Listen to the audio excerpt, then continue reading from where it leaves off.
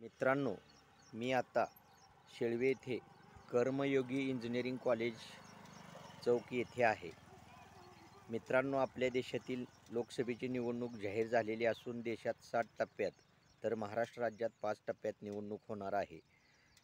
माझी तुम्हाला नम्र विनंती आहे, या निवडणुकीमध्ये आपला मतदानाचा अधिकार त्या मतदारसंघात बजावावा अशी माझी तुम्हाला नम्र विनंती आहे.